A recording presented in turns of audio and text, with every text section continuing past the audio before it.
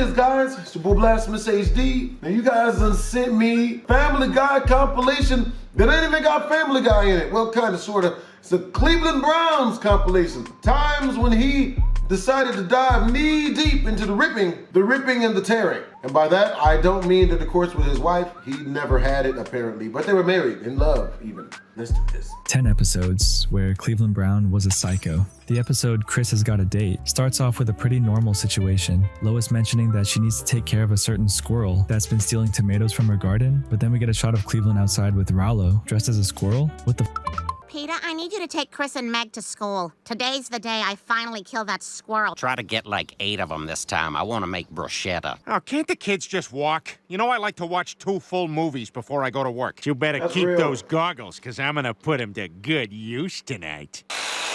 Once the floor is full of sawdust, we can eat peanuts in here. Man, now I want some bruschetta. To be fair, is this the worst thing Cleveland's done? Sure, it's not as extreme as Peter blowing up a school or Quagmire's Hold Her Down Her 5000, but involving your child in a petty crime, it's definitely weird and a little psychotic. The rest of the episode follows Chris trying to get a date for the homecoming dance, leading to a brief romance with Taylor Swift, but the main takeaway here is Cleveland's bizarre tomato heist. In Love Actually, Cleveland turns into a total Chad, but man, does he also come off as a total snake to Brian. The story kicks off with Brian dating Carolyn, an atheist, and taking things slow thanks to Stewie's advice. But after weeks of no moves, Brian finally decides to go for it. Rose in hand, he heads to Carolyn's place.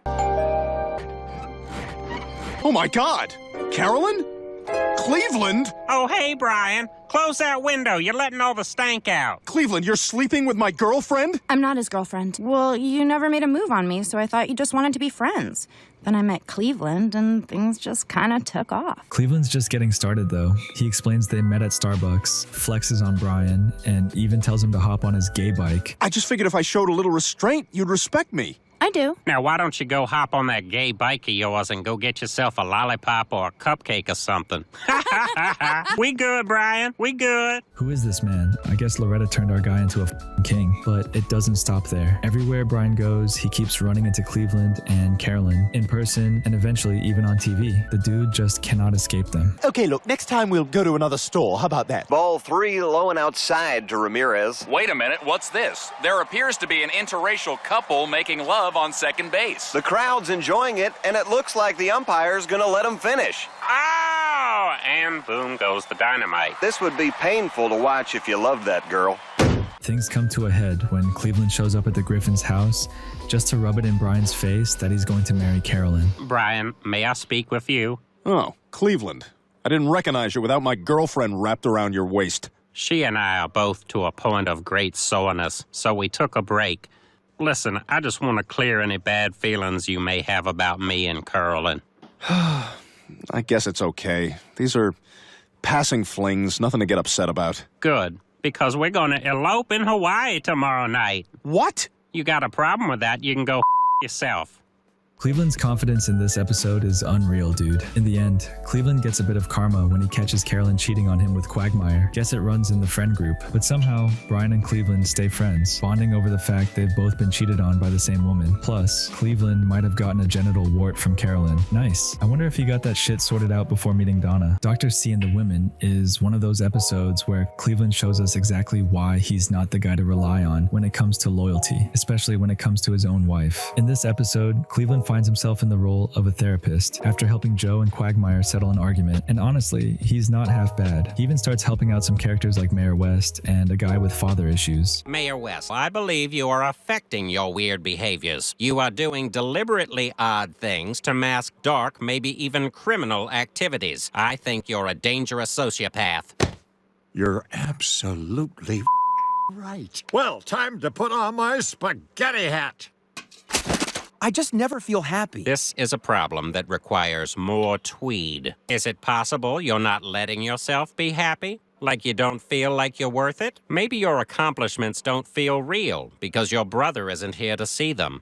Maybe. You don't want to outshine your father. Oh my God! I was damn near out of tweed. While Cleveland may seem like a stand-up guy in this episode, things take a turn when he starts giving advice to Lois and siding with her over Peter, his best friend. I mean, come on, Cleveland. What about the bro code, dude? There they are. Get all of us squawking out, Doc? I think we got to the root of the problem. Absolutely. The problem is you. What? You're supposed to be my friend. Yeah, Peter was expecting Cleveland to take his side, but instead, Cleveland threw him under the bus, leading to Peter being forced to do laundry and spend quality time with Lois. Definitely not what Peter had in mind.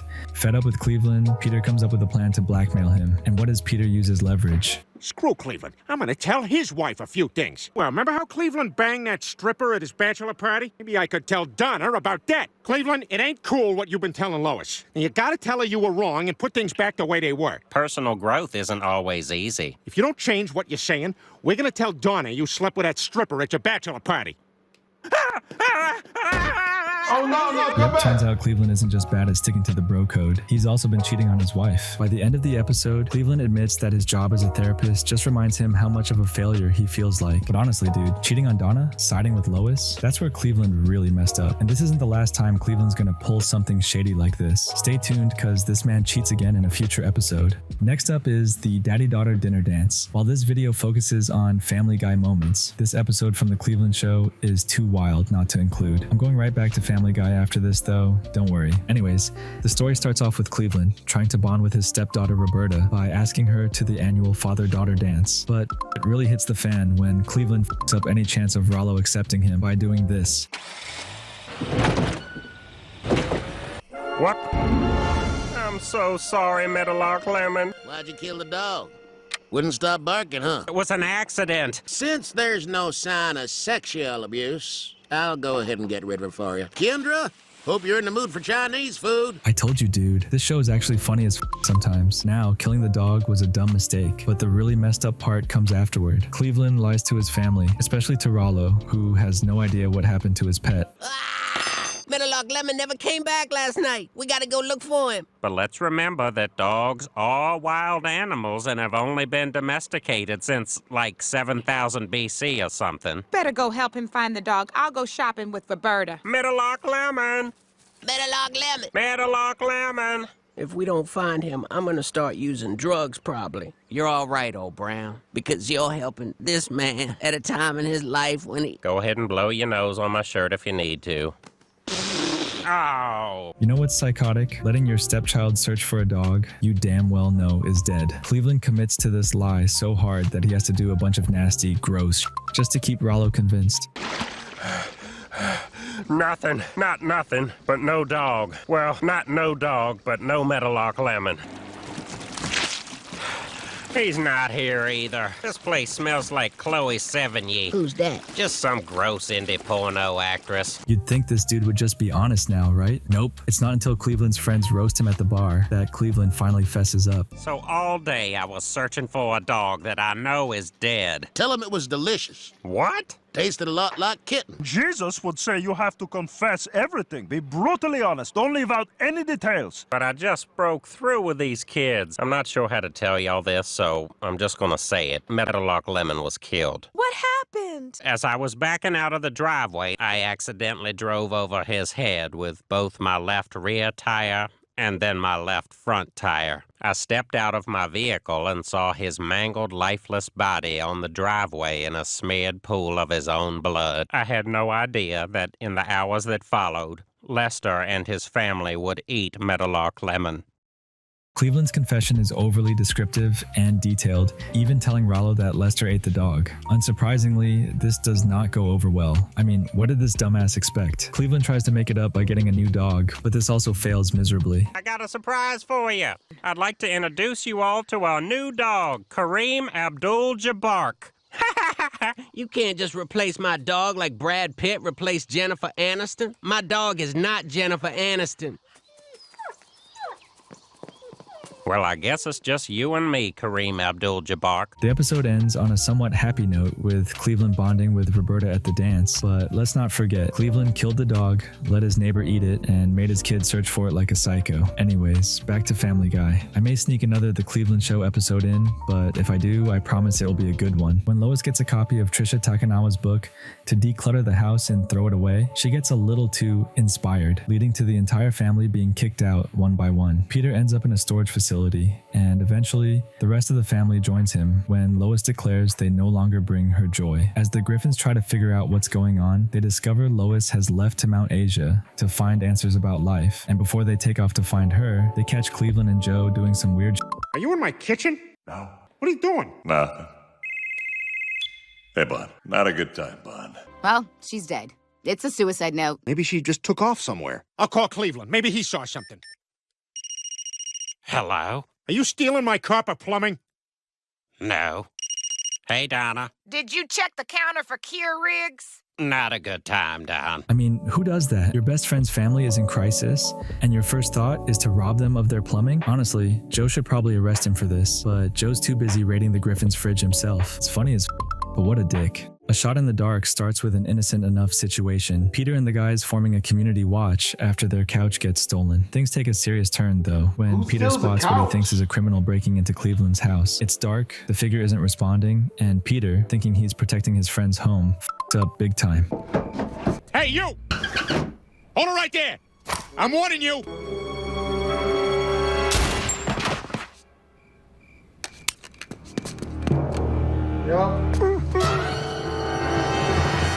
Cleveland Jr.? I'm sorry, sir. No visitors. Excuse me, I'll have you know I'm the shooter. How's he doing? How's he doing? How do you think he's doing? You shot my son! Now, it's totally understandable that Cleveland would be upset. Who wouldn't be? His son got shot. But where things go off the rails is when Cleveland takes the whole situation and turns it into a hate crime accusation. You wouldn't have fired that gun if he was white. That's not true. I'll shoot anybody. Let's all just calm down. I want this racist out the room, and I want him arrested. Yes, Peter shot Cleveland Jr., but there's no reason to make this about race. Even Cleveland Jr. admits that he didn't hear Peter because he had headphones on. But instead of focusing on the fact that Peter accidentally shot his son, Cleveland blows things way out of proportion and convinces the town that Peter is a racist. To be fair, Peter doesn't help himself when he tries to fix things. Look at this idiot's first idea. What are you doing? Lois, I am going to go to the middle of the town square, get naked, and paint myself brown. No, that's offensive. What? It's a stupid idea. You're a stupid man. A stupid man. Ow, you're hurting me. Stop it. Stop it, Lois. And why do you always announce them to me before you do them? Are you trying to get a rise out of me? Peter's next idea isn't necessarily a bad one, but of course he finds a way to mess it up. It's time we bury the hatchet. Let's just have a drink and put this all behind us. We can smoke them together, all happy, like a bunch of douchebags outside a wedding. Get out of here. Oh, come on. This'll change your mind. Oh my God! Quick, do something!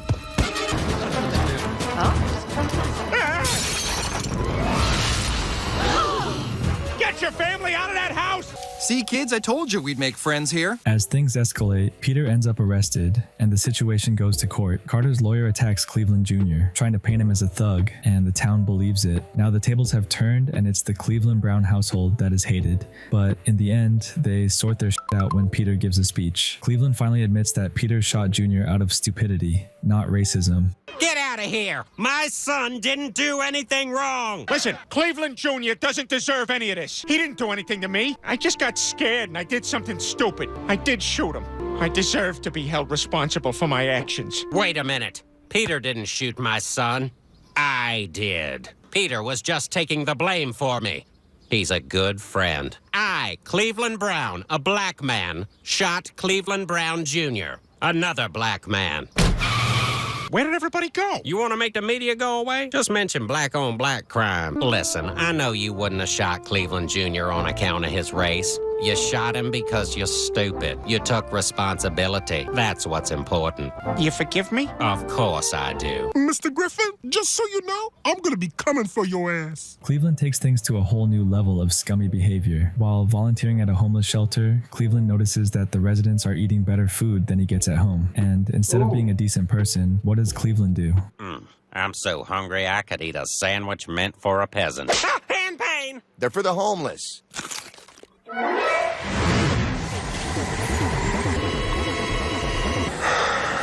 Is it that good? Wow! Cleve, you haven't touched your food. I can't eat this.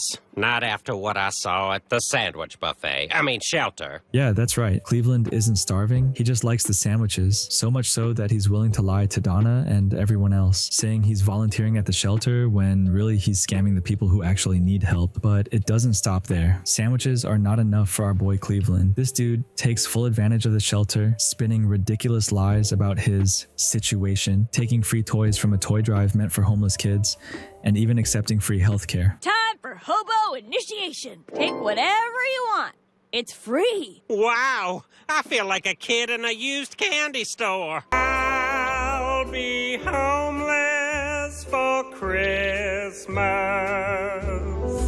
Stealing toys for my 2 boys and girl. Vaccines for free. Eventually, Cleveland's con catches up to him when he's nominated as a special angel for the homeless, thanks to Donna. His lies are literally exposed on live TV, and Cleveland becomes hated throughout town. But instead of a sincere apology, Cleveland has to go and say a bunch of dumb shit. But I can publicly apologize for my actions. What I did at the shelter was wrong. It was low down, like a midget. And while trying to apologize for my actions, I insulted little people. It was worse than interracial marriage. Without interracial couples, we wouldn't have Halle Berry. I'm not some drunk Indian on the res. If you Native Americans had even the most basic system of ownership, none of this would have happened. By the end of the episode, Cleveland tries to make things right, and this time his apology actually lands. He points out that everyone ignores the homeless after the holidays, which finally earns him some redemption. But let's not forget what Cleveland did here. He literally pretended to be homeless to get free food. And not just food, he stole toys for homeless kids and even took a $10,000 check meant for the shelter. Taking advantage of the less fortunate just because you like their sandwiches? This is crazy. The Book of Joe centers around Joe trying to publish a children's book, with Peter eventually taking over as the face of the project. But before all of that happens, we get a hilarious moment from Cleveland. Look at Cleveland over there. He's obviously cleaning his feet in the pool without making it look like he's cleaning his feet in the pool. That's a good temp. I wonder if this temp is the same on my other foot. Sure is a good day for it. Good day for these wet paintbrushes, too. Is the pool too warm for paintbrushes? This isn't the worst thing Cleveland has done, but it's definitely inconsiderate and a little psychotic. Definitely one of the reasons why he got thrown off the show. Would never be invited back. Our next episode, Ladies' Night, gives us a glimpse into just how far Cleveland is willing to go. While it starts off with Cleveland drinking and having a good time with his buddies, Donna is less than thrilled. After she rejects Cleveland's advances, things take a weird turn when Cleveland pulls out a blow-up doll to, well, handle things himself. That sure was a fun party. No, Cleveland. I'm just tired. 'Cause I'm going to sleep. Fine.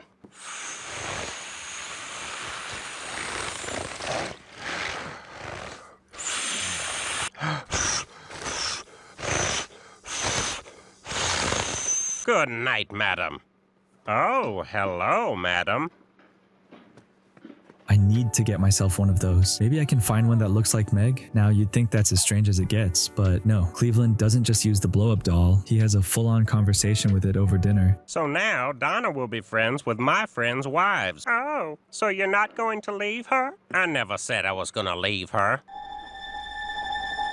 Rollo, you are having a dream. But things get really messed up later in the episode. After Donna lies and sneaks out to have a girls' night and reconnect with her old friends, Cleveland stumbles upon her and exposes that she is married and not single. The only reason these girls are even hanging out with Donna is because they think she is also a single mother. When her friends find out she's married, Donna lies to keep up the act. Instead of Cleveland confronting her normally, he decides to take the weirdest route possible. He dresses up as a pimp, brings along 2 escorts, and treats Donna like crap in front of her friends. Here I am with my 2 favorite hoes. Uh-oh. Cleveland? My wife, what are you doing here? What are you doing? I'll tell you what I'm doing.